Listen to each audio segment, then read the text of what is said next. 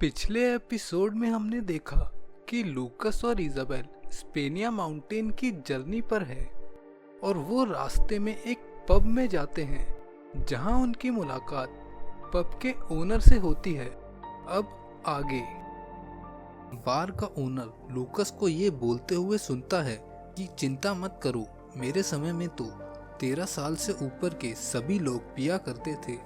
तो बार ओनर बोलता है, तुम्हें देखकर लगता है कि तुम स्पेनिया माउंटेन जा रहे हो, जिससे ये भी पता चलता है कि तुम यहाँ पर नए हो। वो आगे ताना मारते हुए बोलता है कि नए कवच और तलवार के साथ तुमको लगता होगा कि तुम ड्रैगन को भी मार सकते हो। तुम्हारी भलाई इसी में है कि खाना खाओ और वापस लौट जाओ। नौ सिखियों को स्पेनिया माउंटेन को चुनौती देना मतलब मौत को गले लगाना है। इजाबेल कहती है, मैंने सुना है ये माउंटेन मॉन्स्टर्स के लिए स्वर्ग है और ये भी जानती हूँ कि ये एक खतरनाक जगह है। बार ओनर चिल्लाते हुए बोलता है कि तुम्हें कुछ नहीं पता। वहाँ बैठे दूसरे मर्सिनरीज भी बातें करने लगते हैं कि ये बच्चे स्पेनिया माउंटेन जाना चाहते हैं, इनके पास शायद 9 लाइफ्स हैं। ओनर बोलता है कि मेरा भी तुम्हारी उम्र का एक बेटा हुआ करता था, इसलिए मैं तुम्हें रोकने की कोशिश कर रहा हूँ। वो अक्सर ही कहा करता था कि मैं बड़ा होकर मर्सिनरी बनना चाहता हूँ। तभी बेवकूफ़ इजाबेल पूछती है कि वो अब कहाँ है, जिसके जवाब में वो सुनती है कि वो स्पेनिया माउंटेन जाने की वजह से मर चुका है। ओनर आगे कहता है कि उसका बेटा एक माँ बेटी को कुछ हर्ब्स दिलाने के लिए लेकर गया और वापस सिर्फ वो बेटी ही आई जिसने मुझे मेरे बेटे के मरने की खबर दी। लूकस पूछता है कि क्या आप हमें उन मॉन्स्टर के बारे में बता सकते हो जो इन माउंटेन में रहते हैं।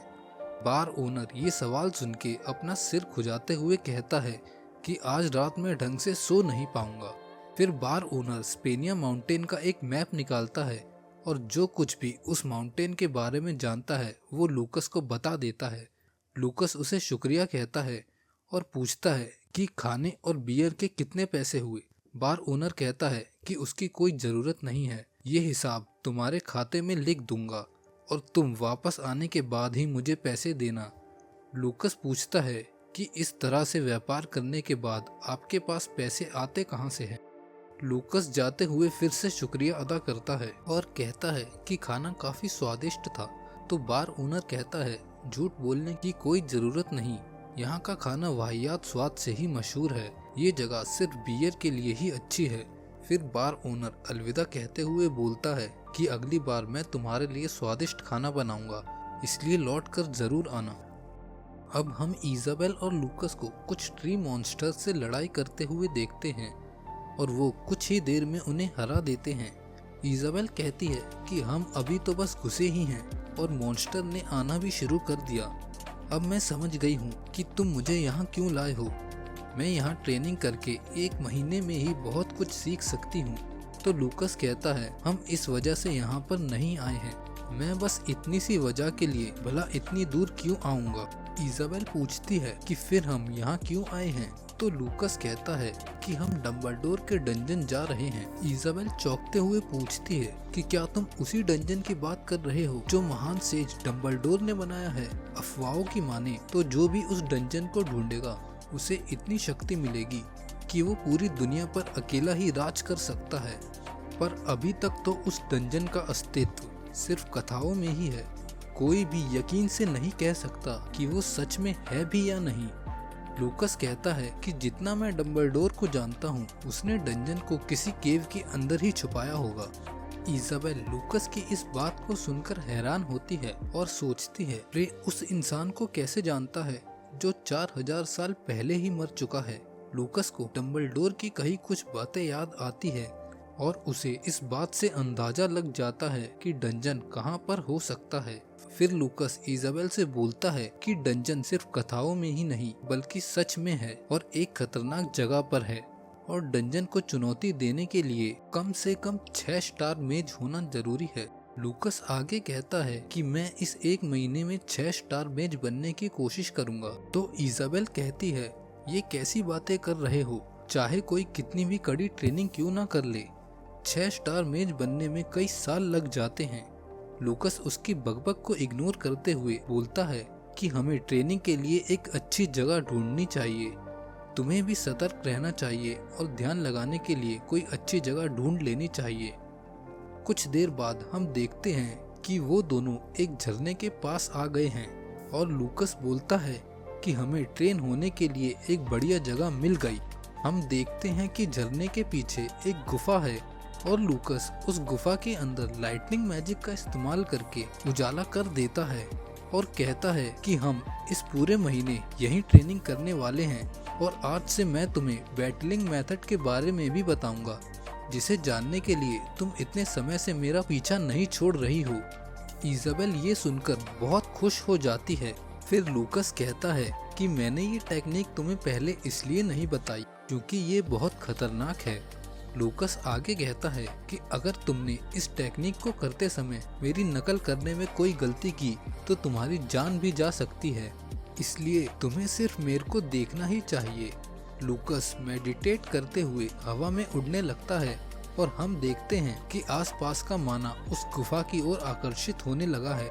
लूकस सारा माना अपने पेट के अंदर समाने लगता है और कुछ घंटों बाद अपनी आंखें खोलकर कहता है कि तैयारी पूरी हो चुकी है।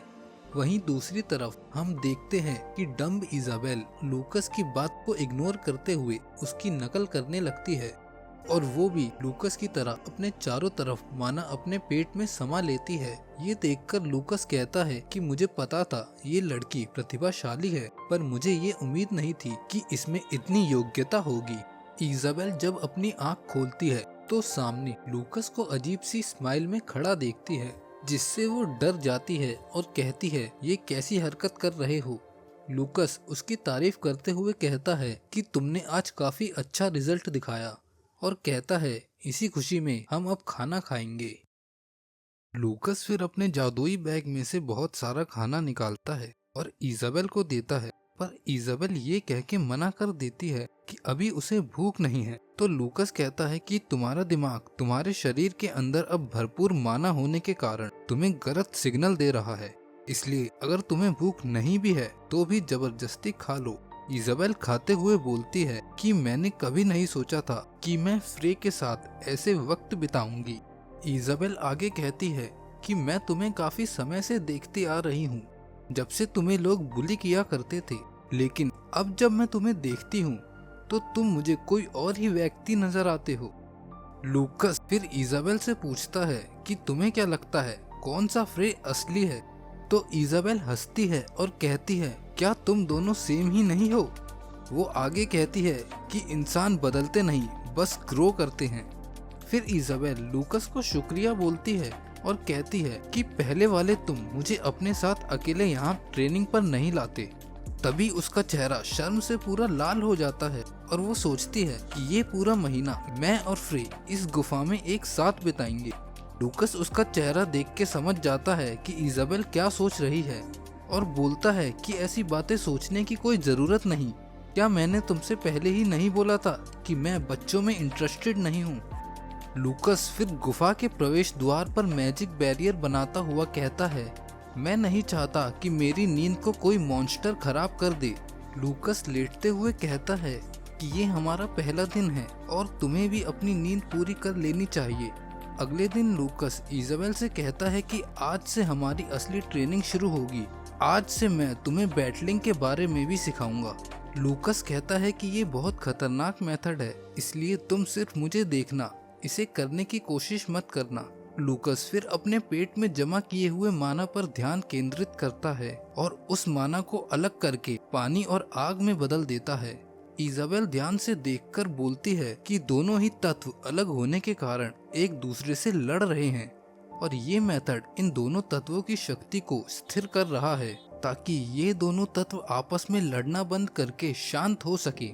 हम आगे देखते हैं कि लूकस के मना करने के बावजूद डम्ब इजाबेल उस मेथड की नकल करने लगती है, पर कुछ ही देर बाद उसका आग और पानी के तत्व पर नियंत्रण नहीं रहता और उसे बहुत तेज दर्द होने लगता है। साथ ही वो खून की उल्टी भी कर देती है और सोचती है फ्रे तो इस बेतुके मेथड से इस तरह ट्रेन हो रहा है जैसे वो बस मेडिटेशन कर रहा हो। अगले सीन में इजाबेल हमें नहाकर खुद को सूरज की रोशनी में सुखाते हुए दिखती है। फिर हम देखते हैं कि इजाबेल कपड़े पहनने के बाद पत्थर से ये गिन रही होती है कि उन्हें यहाँ आए हुए कितने दिन हो चुके हैं और कहती है कि 2 हफ्ते हो चुके हैं, लेकिन फ्रे 1 इंच भी नहीं हिला है। फिर इजाबेल मैजिक बैरियर को पार करके गुफा में जाती है और देखती है कि लूकस के चारों तरफ माना जमा होने लगा है, जिसका मतलब है कि लूकस जल्द ही 6 स्टार मेज बनने वाला है। इजाबेल ये देखकर हैरान होती हुई सोचती है फ्रे सच में सिर्फ 2 हफ्तों में 6 स्टार मेज बनने वाला है। फिर वो लूकस के सामने जाकर बैठ जाती है और बैटलिंग मेथड का इस्तेमाल करते हुए माना इकट्ठा करने लगती है। 3 हफ्ते हो चुके हैं और लूकस के चारों तरफ माना होने की वजह से इजाबेल भी तेजी से माना इकट्ठा कर पा रही है, लेकिन अचानक से ध्यान भंग होने के कारण उसका संतुलन बिगड़ जाता है। इजाबेल अब माना के सैलाब में है और कहती है कि बैटलिंग सच में बहुत कठिन ट्रेनिंग मेथड है। क्या सच में हमारे पूर्वज इतने कठिन मेथड से अभ्यास किया करते थे? इससे समझ आता है कि आज के मेजिस पुराने जमाने के मेजिस की बराबरी करने में असमर्थ हैं। 1 हफ्ते से लगातार ट्रेनिंग करने के बाद इजाबेल को खुद में से बदबू आती है। तभी इजाबेल देखती है कि किसी घुसपैठिए के कारण बैरियर कमजोर होने लगा है और हम देखते हैं कि वो घुसपैठिया एक बहुत बड़ा और ताकतवर फीनिक्स है। इस हलचल से लूकस की आंख खुल जाती है और वो खड़े होते हुए बोलता है कि क्या बात है, एक फीनिक्स मुझसे मिलने आया है। फीनिक्स का नाम सुन के इजाबेल के तो होश ही उड़ जाते हैं और वो फ्रे से बोलती है कि ये तो पौराणिक और दिव्य जानवर हैं। इजाबेल को ये तो पता था कि स्पेनिया माउंटेन पर कई तरह के जानवर हैं, पर इस पे दिव्य जानवर भी होगा ये उसको उम्मीद नहीं थी।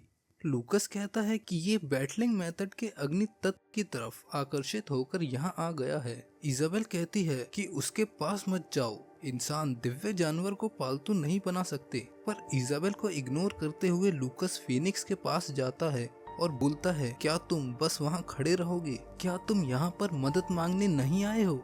फीनिक्स अपना सर लूकस के हाथ की तरफ बढ़ा देता है जैसे कि वो एक आज्ञाकारी जानवर हो। इजाबेल हैरानी से पूछती है कि तुमने फीनिक्स के सर पर बिना जले हुए हाथ कैसे रख रखा है?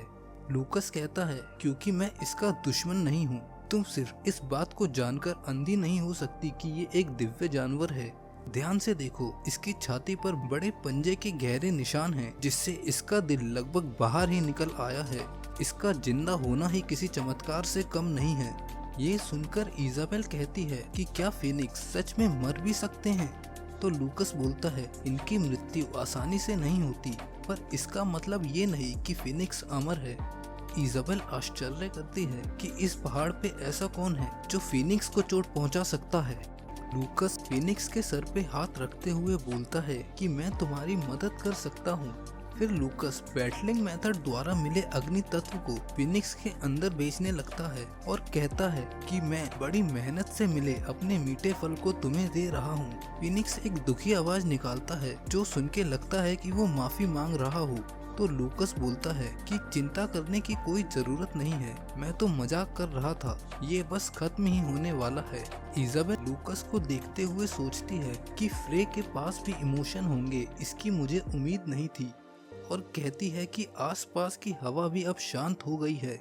हम लूकस का पास्ट देखते हैं जहां लूकस फीनिक्स से कह रहा होता है कि क्या तुम इस बारिश की वजह से मुझसे रेस लगाने से मना कर रहे हो?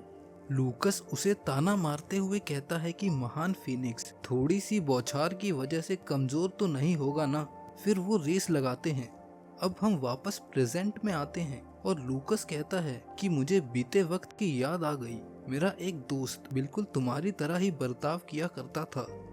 अब हम देखते हैं कि फीनिक्स अब हील होने लगा है। इजाबेल सोचती है कि क्या फीनिक्स अपनी एनर्जी को वापस पाते समय हीलिंग की शक्तियों को भी वापस पा लेता है। फीनिक्स अब पूरी तरह से स्वस्थ हो जाता है और फ्रे फीनिक्स से उसके दुश्मन समझदारी से चुनने के लिए कहता है। फीनिक्स के जाने के बाद लूकस देखता है कि जमीन पे कुछ गिरा हुआ है और वहाँ पर फीनिक्स का पंख गिरा हुआ था। इस पंख का इस्तेमाल हील होने या मैजिक आइटम बनाने में किया जा सकता है और इसकी कीमत बहुत ज्यादा है। लूकस कहता है कि ये फीनिक्स अपना कर्ज चुकाकर जाने वालों में से है, कुछ लोगों की तरह नहीं जो किसी काम के नहीं। जबकि मैं उनको इतने दिनों और हफ्तों से पनाह दे रहा हूँ। ये सुन के बेवकूफ इजाबेल कहती है कि क्या तुम मेरी बात कर रहे हो? तुम इंसानों से भी अच्छे से बात नहीं कर सकते जैसे कि तुम फिनिक्स से कर रहे थे। फिर हम देखते हैं कि लूकस फिर से माना इकट्ठा करने लग जाता है। खाना ना खाने की वजह से उसका शरीर बिल्कुल सूख चुका था और हड्डियां नजर आने लगी थी। इजाबेल सोचती है कि फ्रे कभी कभार अच्छा बर्ताव नहीं करता, पर वो सच में एक कमाल का लड़का है और उसके पास इतिहास की महत्वपूर्ण जानकारी और अनुभव भी है। ऐसा लगता है वो एक बूढ़ा सेज है। इजाबेल फिर से फ्रे के अंदर महान लूकस स्ट्रॉमैन की झलक देखती है। इजाबेल सोचती है कि ये शायद इसलिए हो रहा है कि हो सकता है मेरे अंदर कहीं पर फ्रे के लिए थोड़ी बहुत फीलिंग और आभार है। एक हफ्ते बाद लूकस उठ जाता है और इस बार हम देखते हैं कि वो 6 स्टार मेज बन चुका है। इजाबेल सोचती है कि ये तो असंभव सी बात है, क्योंकि दुनिया में सबसे जवान इंसान जो 6 स्टार मेज बना वो सिर्फ 35 साल का था। अगर लोगों को पता चला कि एक एकेडमी का ट्रेनी 6 स्टार रैंक पर पहुंच चुका है तो दुनिया में हल्ला मच जाएगा। फ्रे गहरी सांस लेते हुए कहता है कि अब हम सांस लेते हुए भी माना इकट्ठा कर सकते हैं। तभी लूकस लड़खड़ाते हुए गिरने लगता है, लेकिन इजाबेल उसे बचा लेती है और लूकस कहता है, एक हफ्ते से कुछ ना खाने की वजह से मेरा शरीर सही हालत में नहीं है। तो इजाबेल कहती है, क्या मैं तुम्हें बैग में से कुछ खाने के लिए दूं? पर लूकस कहता है, नहीं, चलो शिकार करने चलते हैं, मैं ताजा चीजें खाना चाहता हूँ। जब लूकस और इजाबेल बाहर आते हैं तो देखते हैं कि केव के बाहर काफी मरे हुए मॉन्स्टर पड़े हुए हैं। तो लूकस कहता है कि जरूर उस फिनिक्स ने ही ये किया होगा। तभी मेडिटेशन करते समय मुझे किसी मॉन्स्टर का माना सेंस नहीं हुआ। लूकस को याद आता है कि उसने फिनिक्स से बोला था कि तुम मेरी मेहनत का फल खा रहे हो, और सोचता है कि उसे ऐसी छोटी बातों पर ध्यान नहीं देना चाहिए। फिर लूकस इजाबेल से कहता है कि अब हमें शिकार की जरूरत नहीं है, इसलिए हम खाना खाने के बाद डम्बलडोर के डंजन में चलेंगे। तभी अचानक से किसी के चिल्लाने की आवाज आती है जो उनके आसपास से ही आ रही थी। लूकस सोचता है कि बेशक वो भूखा है, पर उसे मदद के लिए जाना ही पड़ेगा। वो इजाबेल को वहीं छोड़कर हवा में उड़ जाता है। दूसरी तरफ हम देखते हैं कि चिल्लाने वाला एक लड़का है जो पूरी तरह से पिटा हुआ है और उसे एक पेड़ पर रस्सी से बांधा हुआ है, और वहाँ पर कुछ गुंडे उसकी जान के साथ खेल रहे हैं। वहाँ का बॉस कहता है कि वो औरत यहाँ से कब गुजरेगी, अभी तक 1 महीना तो हो ही चुका है, कब तक हमें इन बेकार पहाड़ों पर ही रहना होगा। उनमें से एक गुंडा अपने हाथ में चाकू उठाते हुए बोलता है कि सभी ध्यान से देखो, ये चाकू सीधा इस लड़के के माथे में जाके घुसेगा। वो सच में सीधा उस बेचारे लड़के को चीरने वाला होता है। तभी उस चाकू की दिशा अचानक से बदल जाती है। तो दूसरा गुंडा पहले गुंडे से हंसते हुए बोलता है कि हवा भी तेरा साथ नहीं देना चाहती। दूसरा गुंडा अचानक से आए लूकस को देखकर घबरा जाता है और पूछता है, तुम कौन हो? गुंडे अपना हथियार बाहर निकालना चालू कर देते हैं, लेकिन फिर लूकस का चेहरा देखते हुए बोलते हैं कि ये तो जल्द ही मरने वाला है या ये मर चुका है। लूकस उन्हें देखते हुए कहता है कि एक जिंदा इंसान की जान के साथ खेलने में तुम सबको बड़ा मजा आ रहा है। उनमें से एक गुंडा कहता है, वाओ, ये मुर्दा तो बोल भी सकता है। इतना कहते ही हम देखते हैं कि उसका सर धड़ से अलग हो जाता है और हवा में उड़ते हुए दूर जाके गिरता है। उसका सिर आसमान में अचानक आए ग्रिम रीपर ने अपनी साइट से काटा होता है। गुंडों का सरदार उस मैजिक को पहचान जाता है और कहता है, ये तो 5 स्टार मैजिक लाइट साइट है। लूकस अपना मुंह खोलता है और कहता है, हेलो दोस्तों, अब तुम्हारा सबक सीखने का समय आ चुका है। कुछ समय बाद हम देखते हैं कि लूकस ने सभी गुंडों को काफी आसानी से और जल्दी मार दिया है। फिर इजाबेल वहां पहुंच जाती है और बोलती है कि क्या तुमने इन सभी को मार दिया? तो लूकस कहता है, मैंने इनमें से एक के ऊपर ट्रैकिंग स्पेल का इस्तेमाल करके उसे जाने दिया।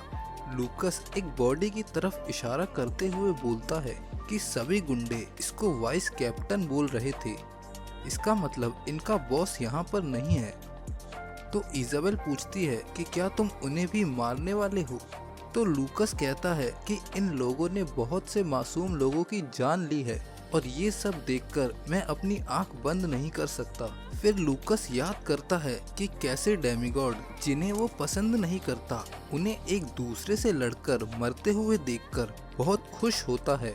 इससे फर्क नहीं पड़ता कि ये कितना महत्वहीन है, मुझे डेमिगॉड को खुश होते देख बहुत घृणा होती है। पेड़ पर बंधा हुआ लड़का उनसे पूछता है कि क्या तुम मुझे बचाओगे? तो लूकस बोलता है तुम्हारा बहुत खून बह चुका है और तुम्हारी जान बचाना मेरा कर्तव्य नहीं है। तो वो लड़का रोते हुए बोलता है कि मैं अभी मरना नहीं चाहता, मैं मरने से पहले अपने पिता से माफी मांगना चाहता हूँ। लूकस रुक जाता है और उस लड़के के मुंह से ये शब्द सुन के उसे कुछ याद आता है। दूसरी तरफ हम देखते हैं कि जो गुंडा बचकर भाग गया था वो अपने सरदार के पास आता है और कहता है कि सभी को एक भूत ने मार दिया है। ये सुनकर सरदार कहता है कि तुम ये क्या बकवास कर रहे हो? क्या शराब की पूरी बोतल पी के सीधा मेरे पास ही आए हो? पर वो गुंडा अपनी बात पर अटल रहता है। उसने बताया कि उसके सफेद बाल हवा में फैले हुए थे, उसके दुबले पतले शरीर में से सड़ी हुई बदबू आ रही थी और वो कोई साधारण व्यक्ति नहीं था। उसने हमें वापस मुकाबला करने का कोई मौका ही नहीं दिया। उसने हमारे साथियों के सिर धड़ से अलग करके हवा में उड़ा दिए। मैं बड़ी मुश्किल से वहां से बचकर भाग पाया।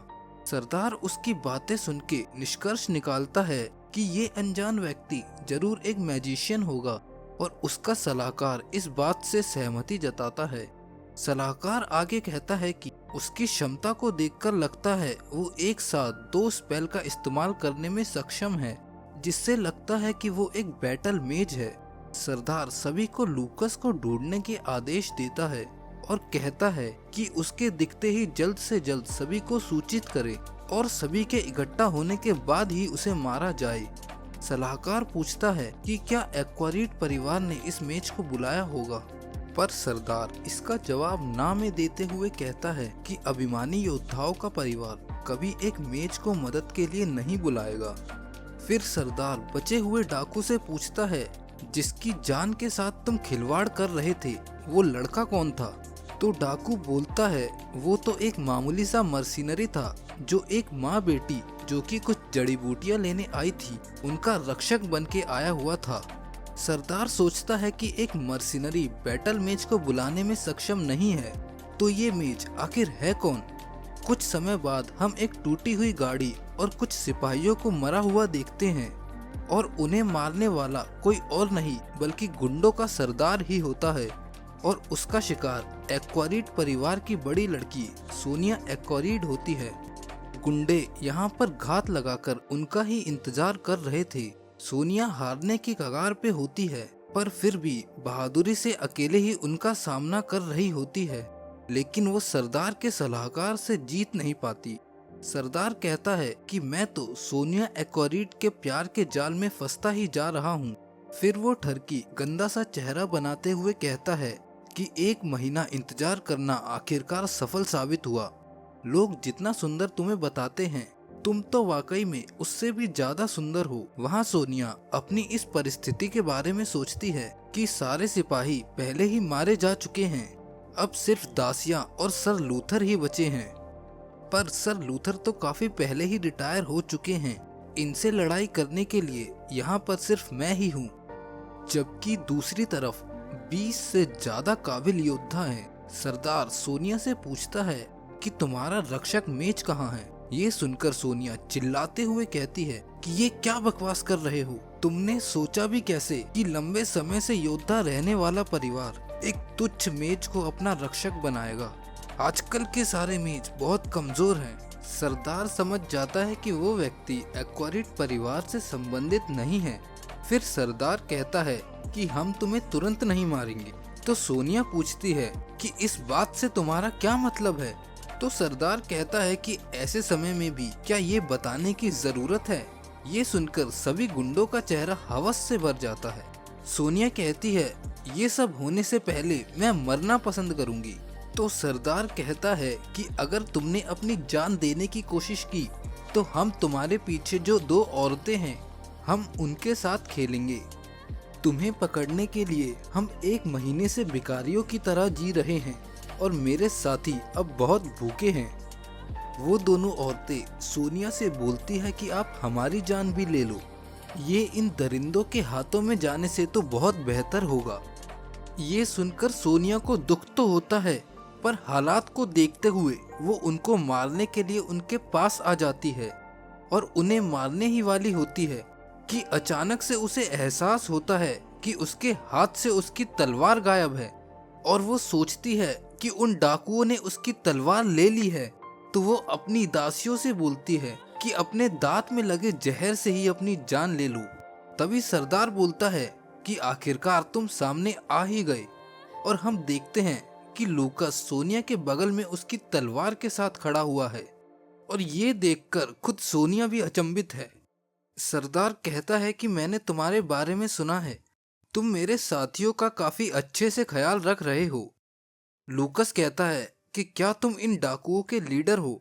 सरदार देखता है कि वो जिस जगह से आया है उस जगह सरदार का अड्डा है और वो गुस्से में पूछता है कि तुमने मेरे आदमियों के साथ क्या किया? तो लूकास कहता है, जैसा तुमने कहा, मैंने तो बस उनका अच्छे से ख्याल रखा है। ये सुनकर सरदार अपने चेलों से कहता है कि इस इंसान का अस्तित्व जल्द से जल्द इस दुनिया से मिटा दो। सरदार को लगता है कि लूकास एक बैटल मेज है और वो गुंडे उससे उनकी संख्या के कारण आसानी से जीत सकते हैं, पर लूकास विंड मैजिक का इस्तेमाल करके उन डाकुओं को मारने की शुरुआत करता है। लूकास सरदार के ऊपर मैजिक मिसल का इस्तेमाल भी करता है। सोनिया लूकास की पावर को देखकर हैरान हो जाती है और इजाबेल से पूछती है कि तुम लोग कौन हो और यहाँ क्यों आए हो? इजाबेल मुस्कुराते हुए इस सवाल का जवाब देती है और कहती है कि अब तुम्हें घबराने की जरूरत नहीं है क्योंकि हम तुम्हारे विरोधी नहीं हैं। दूसरी तरफ सरदार खुद को बचाने में सफल होता है और सोचता है क्योंकि लूकास सिर्फ एक मेज है, वो लगातार अपने स्पेल का इस्तेमाल नहीं कर सकता। हर मेज को स्पेल इस्तेमाल करने के लिए कुछ समय रुकना पड़ता है। सरदार सोचता है कि लूकास सिर्फ उस पे ही हमला कर रहा है क्योंकि वो बहुत सारे स्पेल उसके ऊपर इस्तेमाल कर रहा था, पर वो देखता है कि धीरे धीरे उसके सारे साथी मरते चले जा रहे थे। ये देखकर सरदार को सदमा लगता है कि लूकास एक ही साथ इतने सारे स्पेल का इस्तेमाल कर रहा है। वो कहता है कि उसने आज तक ऐसा मेज नहीं देखा। तभी उसे एक मैजिक मिसल लगती है और लूकास स्पेल का इस्तेमाल करना बंद कर देता है। सरदार को लगता है कि लूकास का माना खत्म हो चुका है और अपने चेलों को लूकास को अभी मारने का आदेश देता है। सोनिया घबराते हुए पूछती है कि क्या सच में तुम्हारा माना खत्म हो चुका है, और अगर ये बात सच है तो मैं मदद करने के लिए तैयार हूँ। तभी लूकास एक मैजिक सर्कल बनाता है और सोनिया से पीछे रहने को कहता है क्योंकि ये खतरनाक हो सकता है। लूकास अपने मैजिक से वहाँ पर एक भयानक भूकंप ला देता है। सारे डाकू उस भूकंप की चपेट में आ जाते हैं और जमीन के अंदर दबकर मर जाते हैं। सोनिया सोचती है कि ये स्पेल तो 5 स्टार मैजिक स्पेल है, इन डाकुओं से लड़ते हुए उसने अचानक से इसे कैसे बना लिया। इजाबेल कहती है कि पहले इस्तेमाल किए गए स्पेल तो बस ध्यान भटकाने के लिए थे ताकि भूकंप के स्पेल को इस्तेमाल करने के लिए समय मिल सके। ये सुनकर सोनिया को तो यकीन ही नहीं होता कि इतने सारे स्पेल सिर्फ ध्यान भटकाने के लिए इस्तेमाल किए गए थे। उसने कभी भी डबल कास्टिंग यानी एक साथ 2 स्पेल के इस्तेमाल के बारे में ना तो कभी देखा था और ना ही सुना था। इजाबेल कहती है कि मैंने भी ये सब तब तक नहीं देखा या सुना जब तक मैं फ्रे से नहीं मिली। लड़ाई अब खत्म हो चुकी है और सोनिया लूकास का शुक्रिया अदा करते हुए खुद का परिचय देती है और कहती है कि मेरा नाम सोनिया एक्वारीड है और मैं लुआनोबल किंगडम से हूँ। लूकास सीधा उसका नाम लेते हुए बोलता है कि ये नाम तो सुना हुआ लगता है। सोनिया को लूकास के अंदर से आ रही बदबू की वजह से अपनी नाक बंद करनी पड़ती है। लूकास और इजाबेल फिर आपस में फालतू की बहस करने लगते हैं। ये देखकर सोनिया कहती है, फ्रे कोई भिखारी तो नहीं लगता, क्या फ्रे बारबेरियन हर्मिट हो सकता है जो कई सालों से अकेला इन पहाड़ियों में रह रहा है।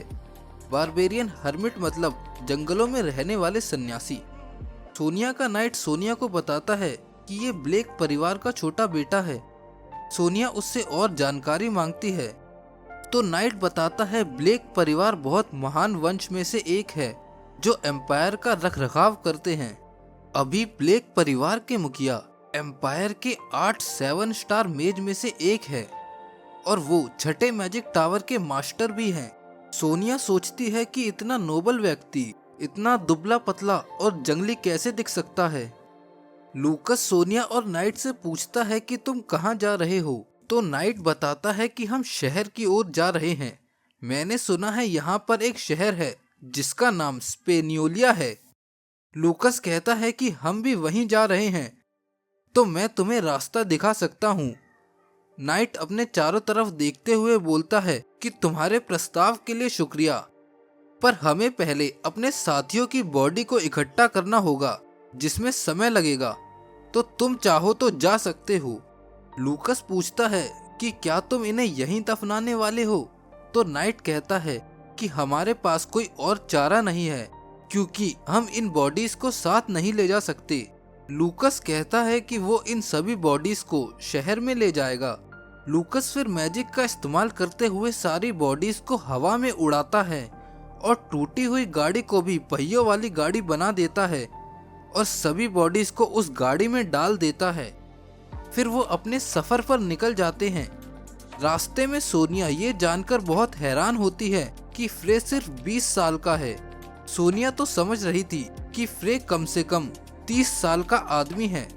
लूकस कहता है कि मेरी उम्र 20 हो या 30 उससे क्या फर्क पड़ता है। लूकस फिर बात को घुमाकर उन गुंडों की तरफ ले जाता है और कहता है ऐसा लगता है कि वो गुंडे तुम्हारा पहले से इंतजार कर रहे थे, क्या तुम जानती हो क्यों? सोनिया कहती है कि हाँ, मैंने भी उन्हें ऐसा कुछ कहते हुए सुना था कि वो हमारा 1 महीने से इंतजार कर रहे हैं। तो नाइट कहता है 1 महीने पहले की बात करें तो ये वही समय है जब हमने लियोनोबल किंगडम छोड़ा था। वो आगे कहता है कि मैं तो ये नहीं जानता कि ये अपराधी कौन है, पर एक्वारिड के जितने दोस्त हैं उतने ही दुश्मन भी हैं। सोनिया कहती है कि वो गुंडे ताकतवर थे, इतने ताकतवर लोगों को बुलाना साधारण लोगों के बस की बात नहीं है। हालांकि फ्रे ने उन्हें बहुत आसानी से हरा दिया। सोनिया फिर लूकस से पूछती है कि तुम्हारा इतने ताकतवर होने का राज क्या है? मैं तो हमेशा सोचती थी कि मैजिशियन तो कमजोर और शक्तिहीन होते हैं। मेरी ये सोच आज पूरी तरह से बदल गई। लूकस कहता है इसका जवाब तो बहुत ही आसान है, तुम्हें बस बहुत मेहनत करनी होगी। अब हम देखते हैं कि वो सभी एक बंदरगाह पर आ गए हैं और वो सारी बॉडीज और एक दासी को अपनी किंगडम वापस भेज देते हैं। लूकस फिर सोनिया को अलविदा कहकर जाने लगता है, लेकिन सोनिया उसका हाथ पकड़ के उसे रोक लेती है और शर्माते हुए कहती है कि मैं तुम्हारा शुक्रिया अदा करना चाहती हूँ। लूकस कहता है कि उसकी कोई जरूरत नहीं है, हमें हमेशा ही एक दूसरे की मदद तो करनी ही चाहिए। ये सुनकर नाइट अपना सर झुकाते हुए कहता है कि कृपया हमें इस एहसान को चुकाने का मौका दे। अगर हम ऐसा नहीं करेंगे तो एक्वारिड परिवार की इज्जत नीचे गिर जाएगी। लूकस कुछ देर सोचने के बाद बोलता है कि चलो ठीक है, आज का डिनर हमें तुम खिलाओ। मैं एक अच्छी जगह जानता हूँ जहाँ हम चल सकते हैं, जहाँ पर बहुत स्वादिष्ट सॉसेज मिलते हैं। कुछ देर बाद हम देखते हैं कि वो सभी पहले वाले इन में आ जाते हैं, जिसे देखकर सोनिया कहती है ये जगह किसी नोबल के खाने की जगह तो नहीं लगती। तो लूकस कहता है कि ये तो सब जानते हैं कि इस तरह की गंदी जगह पर ही अच्छा खाना मिलता है। ये सुनकर कोई बोलता है कि क्या तुमने इस जगह को अभी गंदा बोला? ये वही बूढ़ा ओनर था। वो लूकस को देखकर कहता है कि मुझे खुशी है कि तुम वापस आ गए। लूकस एक लड़के की ओर इशारा करते हुए बोलता है कि हमारे साथ कोई और भी आया है। उस लड़के को देखकर बूढ़े ओनर के हाथ से खाने की प्लेट गिर जाती है और हमें पता चलता है कि वो लड़का ओनर का बेटा होता है। फिर हम देखते हैं कि वो एक कमरे के अंदर हैं और बूढ़ा ओनर अपने बेटे की मरहम पट्टी कर रहा होता है और लूकस कहता है कि हमने इसका आपातकालीन उपचार कर दिया है, तो अब ये खतरे से बाहर है। इजाबेल फ्रे के कान में पूछती है कि तुम्हें कैसे पता चला कि ये लड़का ओनर का ही बेटा है। तो लूकस कहता है क्योंकि वो दोनों एक जैसे ही दिखते हैं, खास करके उनकी आंखें बिल्कुल एक जैसी ही है। फिर वो इजाबेल से कहता है कि तुमने कमाल के हील स्पेल का इस्तेमाल किया है। लूकस आगे कहता है लगता है हमारे बाधा वाले ग्रुप में हील स्पेल की ज्यादा स्किल्स है। ये सुनकर इजाबेल डरावना चेहरा बनाकर पूछती है कि तुम किस बाधा की बात कर रहे हो, पर लूकस उसे नजरअंदाज करते हुए कहता है कि मैं तुम्हें ही बाधा कह रहा हूँ। कुछ देर बाद हम देखते हैं कि पब पूरा भरा हुआ है और नाइट को बैठने की जगह नहीं है। तो नाइट कहता है कि ये जगह तो पूरी भरी हुई है, ये जरूर एक अच्छा पब होगा। लूकस ओनर को चिढ़ाते हुए नाइट से कहता है कि सर लूथर, मैं आपसे माफी मांगता हूँ। यहाँ के सॉसेज तो स्वादिष्ट हैं, पर हमें बिना खाए ही यहाँ से जाना पड़ेगा। ये सुनकर ओनर अचानक से सभी को बाहर निकाल देता है और कहता है मुझे तुमसे कोई पैसे नहीं चाहिए, बस यहाँ से बाहर निकलो। फिर वो लूकस की तरफ देखते हुए कहता है कि क्या मतलब ये जगह भरी हुई है, मुझे तो यहाँ तुम्हारे अलावा और कोई नहीं दिख रहा। अगले दृश्य में हम सोनिया को नहाते हुए देखते हैं और वो अपने हाथों को देखकर कुछ सोच रही होती है। दूसरी तरफ हम लूकस को किसी जानवर की तरह खाना खाते हुए देखते हैं। कुछ देर बाद सोनिया कपड़े पहनकर वहां आती है और लूकस उसका स्वागत करते हुए कहता है कि मुझे माफ करना, मैंने तुम्हारे आने से पहले ही खाना शुरू कर दिया। सोनिया फिर अपनी कुर्सी पर बैठने लगती है। उसका चेहरा हल्का लाल भी होता है। कुर्सी पर बैठते समय उसका पैर फिसल जाता है और वो गिरने लगती है, पर लूकस उसे गिरने से बचा लेता है। तभी लूकस सोनिया के हाथ पे बहुत सारे निशान देखता है। सोनिया जल्दी से अपने हाथों को छिपाने लगती है और उसके चेहरे पर पूरी तरह से उदासी छा जाती है। लूकस कहता है कि ये निशान तो सच में कमाल के हैं, ये तुम्हारी मेहनत को दर्शाते हैं। इजाबेल जानती है कि लूकस ऐसी बातों में कमजोर है, तो वो बात को घुमाते हुए पूछती है कि तुम्हारी अंतिम मंजिल कहाँ की है। सोनिया बताती है कि वो जन फैमिली के घर पर जा रही है। लूकस और इजाबेल दोनों ही ये सुनकर हैरान होते हैं। फिर उन्हें याद आता है कि पेरुअन जन ने कहा था कि उसकी मंगेतर एक्वारीड फैमिली की बेटी है। लूकस चिल्लाते हुए कहता है कि तुम मंगेतर हो। इजाबेल भी उसकी तारीफ करते हुए कहती है कि ये एक्वारीड फैमिली की बेटी है। सोनिया को समझ नहीं आता कि इन दोनों को अचानक से क्या हो गया। नाइट उनसे पूछता है कि क्या आप लॉर्ड पेरुअन को जानते हैं? तो इजाबेल कहती है फ्रे और पेरुअन दोस्त हैं और हम एक ही एकेडमी में पढ़ते हैं। लूकस सोचता है कि सोनिया पेरुअन की मंगेतर है। पेरुअन हरामी सच में बहुत भाग्यशाली है।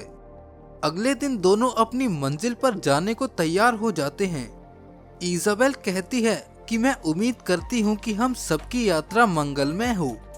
सोनिया शर्माते हुए लूकस से पूछती है कि क्या तुम अपना काम खत्म करने के बाद जन के घर पर आओगे? लूकस आसानी से तैयार हो जाता है। इजाबेल ये देखकर उसे अजीब नजरों से देखती है। फिर सोनिया मुस्कुराते हुए कहती है कि मैं तुम्हारा इंतजार करूंगी। अब हम देखते हैं कि लूकस और इजाबेल जंगल के अंदर जा रहे हैं। कुछ देर बाद वो डंबलडोर के डंजन में पहुंच जाते हैं, जो कि बहुत ऊंचे पहाड़ पे स्थित है। इस पहाड़ को ड्रेक माउंटेन भी बोला जाता है, क्योंकि वहाँ बहुत सारे ड्रेक रहते हैं। इजाबेल ये देखकर डर जाती है और पूछती है कि क्या हमें इनसे लड़ाई करनी होगी। ये सुनकर लूकस कहता है कि अगर हमें इनसे लड़ाई करनी होती तो बहुत अच्छा होता, पर इतना कह के वो जमीन की तरफ इशारा करता है और हम देखते हैं कि वहाँ बहुत बड़े पैर का निशान होता है। लूकस कहता है कि ड्रेक का राजा बाकी ड्रेक से बहुत बड़ा होता है। इजाबेल कहती है कि मैंने कभी इतने बड़े ड्रेक के राजा के बारे में नहीं सुना। लूकस इजाबेल से कहता है खुद पर थोड़ा काबू रखो, यहाँ से आगे कुछ भी हो सकता है। फिर लूकस अचानक से इजाबेल पर एक स्पेल का इस्तेमाल करता है और वो उस स्पेल के कारण उड़कर पीछे जाती है। तभी अचानक से एक बड़ा मॉन्स्टर एक पेड़ से उस जगह पर हमला कर देता है जहां इजाबेल खड़ी थी। तब इजाबेल को समझ आता है कि फ्रे ने उसे बचाने के लिए उस पर स्पेल का इस्तेमाल किया। इसके साथ ही वो एक ओगर को देखकर हैरान भी होती है। उस ओगर की लाल चमड़ी और 3 आंख होती है, जिससे पता चलता है कि वो एक म्यूटेंट ओगर है। इजाबेल जल्दी से ओगर के ऊपर फायर मैजिक का इस्तेमाल करती है। लूकस ये देखकर खुश होता है कि इस सफर में इजाबेल में काफी सुधार आया है, पर ओगर इजाबेल की लगाई गई आग से आसानी से बाहर आ जाता है। इजाबेल ये देखकर चिल्लाने लगती है कि उसके हमले ने ओगर को कुछ भी नहीं किया। हालांकि वो ये भी जानती थी कि वो पहले से काफी ज्यादा ताकतवर हो चुकी है। लूकस बताता है कि ओगर के इवॉल्व होने के कारण अग्नि तत्व का उस पर कुछ खास असर नहीं हो रहा। शायद ये ड्रेक की वजह से हुआ होगा। इजाबेल ये सुनकर हैरान होती है कि इस मॉन्स्टर का तत्व भी इवॉल्व हो चुका है। फिर वो पूछती है कि अब हम क्या करेंगे, तो लूकस बोलता है अगर अग्नि तत्व का इस पे कोई असर नहीं हो रहा तो हमें बर्फ का इस्तेमाल करना चाहिए। इतना कहकर वो बर्फ के हथियार बना देता है। सिर्फ 2 बर्फ के भाले से इजाबेल ठंड के मारे कांपने लगती है, जैसे वहाँ सर्दी का मौसम आ गया हो। इजाबेल ये देखकर कहती है कि तुम सच में मुझे लूकस ट्रॉमैन की याद दिलाते हो। लूकस बर्फ के भाले से ओगर पर हमला करता है, पर ओगर आग बबूला होते हुए जवाबी हमला करता है। इजाबेल ध्यान देती है कि इतने ताकतवर बर्फ के भाले भी ओगर की चमड़ी को चीर नहीं पाए। ये देखकर वो दोनों वहाँ से भागकर छुप जाते हैं। लूकस कहता है कि अग्नि तत्व के साथ इसकी चमड़ी और हड्डी भी स्टील की तरह मजबूत हो गई है। इजाबेल कहती है कि ओगर के पास बहुत ताकत है, हमें फायर मैजिक का इस्तेमाल करके इसे जला देना चाहिए। लूकस कहता है पर उसे आग से फर्क नहीं पड़ता। तो इजाबेल कहती है कि हमें पिछली बार की तरह भूकंप लाके उसे दफनाने के बाद उसे जलाना चाहिए। लूकस उसे मना करते हुए कहता है कि तुम्हारा दिमाग बिल्कुल खराब हो चुका है। ऐसे स्पेल के शोर से क्या तुम उन सभी ड्रेक को यहाँ बुलाना चाहती हो जो हमारे ऊपर उड़ रहे हैं? लूकस आगे कहता है कि ऐसी परिस्थिति के लिए मेरे पास सही स्पेल है। लूकस मॉन्स्टर के सामने जाता है और कई सारे बर्फ के भाले बनाता है। इजाबेल कांपते हुए बोलती है कि तुम फिर से बिना काम के स्पेल का इस्तेमाल क्यों कर रहे हो? लूकस कहता है ध्यान से देखो। फिर वो एक भाले को सीधा उसके माथे में घुसा देता है और एक के बाद एक भाला उसी जगह पे निशाना लगा के मारता है। एक ही जगह पर इतने हमले होने की वजह से वो भाले मिलकर उसके सिर के आर पार चले जाते हैं और ओगर सीधा जमीन पर जाके गिरता है। ये आवाज ड्रेक सुन लेते हैं और वहाँ आने लगते हैं। उनमें से एक ड्रेक फायर मैजिक का इस्तेमाल करता है, लेकिन लूकस अपने डिफेंसिव स्पेल का इस्तेमाल करके बच जाता है। फिर लूकस हवा में उड़ जाता है और बर्फ का एक बड़े भाले से ड्रेक पर हमला करता है और वो भाला ड्रेक के आर पार जाते हुए उसे एक ही झटके में मार देता है। तभी अचानक से वहाँ ड्रेक का राजा आ जाता है, जिसे देखकर वो दोनों चौंक जाते हैं। उसे देखकर लूकस जल्दी से इजाबेल के मुंह पे हाथ रख के उसे पकड़ता है और एक पेड़ के पीछे छुप जाता है, क्योंकि वो ऐसा विरोधी नहीं है जिसे लूकस अभी हरा सकता है। थोड़ी देर में हम देखते हैं कि लूकस मेडिटेशन करके जल्दी माना इकट्ठा कर रहा है। इजाबेल भी उसकी मदद कर रही है। लूकस 2 हफ्ते से मॉन्स्टर से लड़ाई कर रहा है और अब उसे इस शरीर की आदत हो गई है, पर अभी भी एक चीज है जो उसे पूरी करनी है। उसे डंबलडोर के डंजन में जाना है। फिर वो दोनों डंजन की ओर उड़ते हुए आगे बढ़ते हैं। लूकस इजाबेल से कहता है कि डिफेंसिव स्पेल को बंद मत करना। डंबलडोर के व्यक्तित्व के मुताबिक यहाँ उसने कई सारे मॉन्स्टर रखे होंगे। इजाबेल लूकस से कहती है तुम डंबलडोर के डंजन के बारे में कैसे जानते हो? लूकस कहता है कि डंबलडोर की आदत ये बताना थी कि वो अपनी रिटायरमेंट के बाद कैसे जिएगा। ये सुनकर इजाबेल अचंभित होती है कि फ्रे को डंबलडोर की आदत के बारे में कैसे पता। फिर वो दोनों एक टापू पर उतर जाते हैं, क्योंकि लूकस कहता है कि यही उनकी मंजिल है। इजाबेल उस टापू को देखकर कहती है ये जगह तो बहुत ही सुंदर है, लूकस कहता है कि डम्बलडोर बहुत गुप्त व्यक्तित्व का इंसान था। उसका डंजन इस जमीन के नीचे दबा हुआ है और वो डंजन इस टापू से कई गुना बड़ा है। लूकस इजाबेल की शक्ल देखकर कहता है कि ये टापू तो बस डंजन का प्रवेश द्वार है। लूकस और इजाबेल एक पेड़ के पास आ जाते हैं जहां डंजन का प्रवेश द्वार होता है और वहां से डंजन में प्रवेश करते हैं। प्रवेश द्वार के अंदर घुसते ही वो देखते हैं कि वहां पर लकड़ियों से बनी सीढ़ियां हैं और दीवार पर मैजिकल टॉर्च भी लगी हुई है। वो गुफा में अंदर जाते हैं और एक बड़े दरवाजे के सामने रुक जाते हैं जो मैजिकल एनर्जी से चमककर उस जगह उजाला कर रहा होता है। इजाबेल पूछती है कि हम इस दरवाजे को कैसे खोलेंगे, तो लूकस कहता है इस दरवाजे पर खुद डम्बलडोर ने मैजिक का इस्तेमाल किया है। अगर हम इसे जबरदस्ती खोलने की कोशिश करेंगे तो हमारा नामो निशान नहीं बचेगा। फिर लूकस अपना हाथ एक मैजिक ऑर्ब पर रखता है। दरवाजे के अलावा वहाँ बस वही ऑर्ब था। उसके हाथ रखते ही वहाँ से धुआं निकलता है और उस धुएं से हवा में एक बच्चा बन जाता है और वो पूछता है कि क्या तुम मुझे सुन सकते हो। इजाबेल पूछती है ये कितनी विचित्र चीज है, ये कौन है। लूकस उसका जवाब दिए बिना हैरानी से देख रहा होता है। वो बच्चा कहता है मेरे डंजन में तुम्हारा स्वागत है। मुझे नहीं पता बेकार और कमजोर मेजिस को यहाँ से क्या चाहिए, पर फिर भी तुम्हारा स्वागत है। लूकस उस बच्चे को छूने की कोशिश करता है पर उसका हाथ उस बच्चे के आर पार हो जाता है, तो लूकस समझ जाता है कि ये बस एक प्रोजेक्शन है। इजाबेल कहती है लगता है इसमें मैजिक का प्रयोग करके स्वागत संदेश डाला हुआ है। लूकस दुखी हो जाता है और उसकी आंखों में आंसू आ जाते हैं और वो कहता है कि तुमने सालों खुद को धोखे से जवान रखा और इस संदेश को रिकॉर्ड किया। तुम्हें एक बहुत बूढ़ा आदमी होना चाहिए था, फिर भी तुम्हें इस रूप में देखकर मुझे बहुत खुशी हुई। फिर वो बच्चा कहता है मुझे बताओ तुम इस जगह पर क्या करने आए हो। एकदम सही समय पर वापस बोलने की वजह से इजाबेल को लगता है कि वो उनसे बात कर सकते हैं, लेकिन वो बच्चा आगे कहता है कि तुम मुझे बता सकते हो, पर ये बस अपने आप बोलने वाली रिकॉर्डिंग है तो उसका कोई फायदा नहीं होगा। बच्चा आगे कहता है कि तुम्हें जो भी चाहिए तुम इस डंजन से पा सकते हो।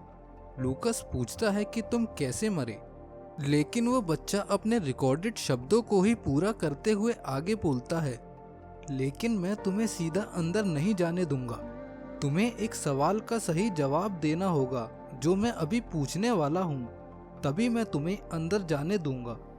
अगर तुमने सवाल का जवाब गलत दिया तो मैं तुम्हें हमेशा के लिए यहाँ कैद कर दूंगा, तो सावधान रहना। लूकस सोचता है कि मेरे दोस्त की आवाज और रवैया बिल्कुल वैसा ही है जैसा हुआ करता था। ऐसा लगता है कि मैं उस समय में पहुंच गया हूं जब हम साथ में हंसा और रहा करते थे, पर मेरी आवाज तुम तक नहीं पहुंच सकती, यानी सच में मैं ही अकेला जिंदा बचा हूं। फिर फ्रे अपनी मुट्ठी को तेज बंद करता हुआ बोलता है कि नहीं, सिर्फ मैं ही नहीं बचा हूँ। बेशक मेरे दोस्त और परिवार के सारे लोग मारे जा चुके हैं, पर वो डेमिगॉड जिसकी वजह से हमारे साथ ये सब हुआ वो अभी भी जिंदा है और खुशी से अपना जीवन जी रहा है। तभी बच्चे की फिर से आवाज आती है कि चलो अब बातें बहुत हो गई, अब हम सवाल की तरफ बढ़ते हैं। फिर वो सवाल पूछता है कि बताओ मैं सबसे ज्यादा नफरत किससे करता हूँ। लूकस गुस्से में इसका जवाब देते हुए कहता है डेमिगॉड्स। ये जवाब सुनकर वो बच्चा आंख मारते हुए कहता है ये बिल्कुल सही जवाब है, और इतना कहने के बाद वो बच्चा गायब हो जाता है और दरवाजा खुल जाता है। इजाबेल हक्की बक्की रह जाती है और सोचती है कि फ्रे को डम्बलडोर के बारे में इतना सब कैसे पता है। लूकस कहता है कि अब हम डम्बलडोर के गोदाम में जाने वाले हैं। जितना मैं डम्बलडोर को जानता हूँ ये कोई साधारण गोदाम नहीं होगा, और क्या पता अंदर कुछ तरह के जाल भी हमारा इंतजार कर रहे हो। लूकस आगे कहता है कि अगर तुम पागलों की तरह एक जगह पर खड़ी रहोगी तो तुम्हें मरने में ज्यादा समय नहीं लगेगा। क्या तुम ताकतवर नहीं बनना चाहती? ज्यादा सोचना बंद करो और आगे ध्यान दो। फिर वो दोनों ये देखने के लिए आगे बढ़ते हैं कि आगे उनका कौन इंतजार कर रहा है। वो फिर से एक बंद दरवाजे के सामने आ खड़े होते हैं और लूकस फिर से ऑब के ऊपर अपना हाथ रखता है। इस बार धुएं के अंदर से जवान डंबलडोर निकलता है। इजाबेल कहती है इस बार यहाँ से एक लड़का निकला है, तो लूकस कहता है ये भी डंबलडोर ही है। वो आगे कहता है कि ऐसा लगता है जब भी हम किसी दरवाजे को पार करेंगे डंबलडोर की उम्र बढ़ जाएगी, पर मुझे ये नहीं पता कि वो ऐसा क्यों कर रहा है। फिर वो लड़का कहता है कि तुम्हारे अगले सवाल का समय आ गया है, पर रुको, मैं तुम्हें कुछ बताना तो भूल ही गया। तुम जितना अंदर जाते रहोगे तुम्हारा इनाम उतना ही अच्छा होता जाएगा, पर तुम उनमें से सिर्फ एक ही इनाम ले सकते हो। अगर तुमने एक से ज्यादा चीज लेने की कोशिश की तो मेरा दोस्त गोलम तुम्हारे साथ क्या करेगा वो मुझे भी नहीं पता। फिर वो लड़का उन्हें एक भी गलती ना करने की चेतावनी देता है और आयरिस पिस फाउंडर का नाम लेते हुए कहता है कि इस नाम से ही मुझे चिढ़ मचती है। मैं उसकी सोच को कभी नहीं समझ सकता। हम जहाँ दुनिया को बचाने में लगे थे वहाँ वो एक आदमी को हील करने में बिजी थी। उसे फर्क नहीं पड़ता कि ये दुनिया बचे या ना बचे। लूकस इस खबर को सुनकर हैरान होता है। इजाबेल कहती है कि आयरिस पिस फाउंडर तो ब्लैक विच आयरिस का पूरा नाम है। लूकस ब्लैक विच आयरिस पिस फाउंडर को याद करता है और उसे याद आता है कि उसके घुंघराले बाल थे और उसके चेहरे पर हमेशा एक रहस्यमयी मुस्कान रहती थी। ब्लैक विच नाम उसके लिए पूरी तरह से सही था, क्योंकि कोई आदमी उसके लिए मरने को हमेशा तैयार रहता था। हम भी आयरिस को देखते हैं और वो सच में बहुत खूबसूरत होती है। फिर हम लूकस को देखते हैं जिसका चेहरा ठरकी हो चुका है। वो लड़का आगे कहता है कि आयरिस में कुछ कमी तो है, पर लूकस तो उससे भी घटिया है। उसे ये कैसे नहीं दिखता कि आयरिस उसे लुभाने की कोशिश करती है। क्या वो एक महान मेज नहीं है? लूकस ये सुनकर बहुत हैरान होता है कि आयरिस उससे प्यार करती थी। डंबलडोर कहता है कि कोई इतना नासमझ कैसे हो सकता है जब कोई लड़की खुद उसके प्यार में पड़ी हुई है। क्या वो एक बुद्धिमान मैजिशियन नहीं है? इजाबेल सोचती है कि फ्रे इस मामले में बिल्कुल सर लूकस की तरह ही है। जवान डंबलडोर आगे कहता है कि मैं शर्त लगा सकता हूँ कि गोलम भी इतना मूर्ख नहीं होगा जितना लूकस है। फिर वो लड़का कहता है कि मैं सवाल पूछना तो भूल ही गया, और हम देखते हैं कि जवान डंबलडोर की बातों से लूकस चिढ़ने लगा था। फिर जवान डंबलडोर सवाल पूछना शुरू करता है और कहता है कि आयरिस ने 3 ताकतवर डेविल के साथ कॉन्ट्रैक्ट बनाया था और लड़ाई में वो उसका इस्तेमाल करती थी। उनमें से एक डेविल अपने 6 हाथों में हर हाथ में अलग हथियार रखता है और साथ साथ रहने का प्रतीक। वो अपना सवाल पूरा भी नहीं करता और लूकस कहता है कि डेविल का नाम असुरा है। सही जवाब को सुनकर वो प्रोजेक्शन गायब हो जाता है और अगला दरवाजा भी खुल जाता है। इजाबेल कहती है कि तुमने पूरा सवाल सुने बिना ही जवाब कैसे दे दिया। आगे हम देखते हैं कि उस कमरे के अंदर काफी सारे गहने रखे हैं जो उन्हें पहनने वालों की ताकत को कई गुना बढ़ा सकते हैं। इस बार प्रोजेक्शन थोड़े बूढ़े आदमी की आती है। लूकस को पता चल जाता है कि हर दरवाजे के बाद डंबलडोर की उम्र इसलिए बढ़ रही है क्योंकि ये पूरा डंजन डंबलडोर की डायरी है। इस प्रक्रिया को बार बार दोहराने के बाद वो 5वें दरवाजे पर पहुंच जाते हैं। लूकस कहता है ये तो बहुत अजीब बात है। ये सारे सवाल मेजक्राफ्ट से संबंधित नहीं है, बल्कि ये तो अजीब सवाल है। इजाबेल कहती है कि तुम उनसे भी अजीब हो जो उन सवालों के सही जवाब दे रहे हो। लूकस आखिरी कमरे के बाहर आने पर पूरी तरह से चौंक जाता है। वहाँ पर लंबी सफेद दाढ़ी में एक छड़ी के साथ एक बूढ़ा आदमी खड़ा था। वो बूढ़ा कहता है कि लूकस स्ट्रोमैन एक महान मेज था। उसे 40 की उम्र में ही सबसे महान मेज कहा जाने लगा था। इंसानियत का रखवाला। मेरे जीवन की सबसे खुशी की बात यही है कि वो मेरा खास दोस्त था। लूकस अपनी लड़खड़ाती आवाज में कहता है कि तुम भी मेरे खास और अच्छे दोस्त थे। बूढ़ा आदमी कहता है कि अब मैं आखिरी सवाल पूछता हूँ, मेरा पूरा नाम बताओ। लूकस को अब समझ आता है कि डम्बलडोर तब से अजीब सवाल क्यों पूछ रहा था। वो ये सवाल इसलिए पूछ रहा था क्योंकि इन सवालों के जवाब सिर्फ लूकस स्ट्रॉमैन को ही पता है। लूकस जवाब में कहता है, एल्बस पर्सिवल वल्फ्रिक डम्बलडोर। ये जवाब सुनकर आखिरी डम्बलडोर भी गायब होने लगता है और वो गायब होते हुए बोलता है कि अंदर जाओ, इस कमरे में सब कुछ तुम्हारे लिए ही रखा गया है, सब चीजों का ख्याल रखना लूकस। लूकस उसे गायब होने से रोकने की कोशिश करता है पर उसका ये प्रयास व्यर्थ था। इजाबेल तो बिल्कुल हैरान ही रह जाती है क्योंकि महान सेज डम्बलडोर ने फ्रे को अभी लूकस बोला। वो दोनों अब आखिरी कमरे के अंदर जाते हैं जो बिल्कुल साधारण लग रहा था। इजाबेल कहती है कि ये कमरा तो पिछले कमरों से बिल्कुल अलग लगता है, यहाँ जीवन को गुजारा जा सकता है। लूकस एक संदूक को कुछ ढूंढने की उम्मीद में खोलता है पर उसे एक सफेद पदार्थ से भरी छोटी शीशी मिलती है। लूकस कहता है कि ये फ्रोजन रिवर है। इजाबेल चिल्लाते हुए कहती है कि ये तो वही पौराणिक मिश्रण है जिसे वेलिंग केव में हर 1000 साल में एक एक बूंद गिरने से बनाया गया है। ये एक चमत्कारी दवा है जिसे पीने से मैजिक चैनल और अंदर का माना बहुत ज्यादा बढ़ता है और किसी भी इंसान को एक ही झटके में 4 स्टार बना सकता है। लूकस उसकी तारीफ करते हुए कहता है कि तुम्हें हमेशा की तरह इसके बारे में भी जानकारी है। इजाबेल घबरा जाती है और कहती है, मुझे तो लगता था कि ये दवा सिर्फ काल्पनिक है, क्या तुम सच में इस सफेद पानी को फ्रोजन रिवर बता रहे हो? लूकस कहता है कि हाँ, और मुझे 7 स्टार स्टेज पर पहुंचने के लिए इसकी जरूरत पड़ेगी। इजाबेल फिर उस कमरे में से अजीब सी दिखने वाली बालियां उठाकर कहती है कि ये क्या चीज है। लूकस कहता है कि ये टाइफून बालियां है, इन्हें मैंने बनाया था। इजाबेल पूछती है कि सेज डम्बलडोर के डंजन के आखिरी कमरे में तुम्हारी बनाई हुई चीज कैसे हो सकती है? लूकस कहता है कि ये बालियां मैंने 4000 साल पहले बनाई थी। मुझे ये पसंद नहीं थी पर किसी वजह से ये डम्बलडोर को पसंद थी तो मैंने ये उसे दे दी। इजाबेल उसके पास आके कहती है कि क्या तुमने जो कुछ भी अभी कहा वो विस्तार में बता सकते हो? लूकस गंभीर चेहरा बनाते हुए कहता है कि मैं लूकस स्ट्रॉमैन हूँ। 4000 साल पहले मैंने और डम्बलडोर ने एक डेमिगॉड जिसका नाम लॉर्ड था उसके खिलाफ बगावत कर दी थी। उसने मुझे एक अंधेरी दुनिया में कैद कर दिया। मैंने उस दुनिया में 4000 साल बिताए। फिर एक दिन उस दुनिया में मुझे किसी की आवाज आई। वो आवाज फ्रे ब्लेक की थी।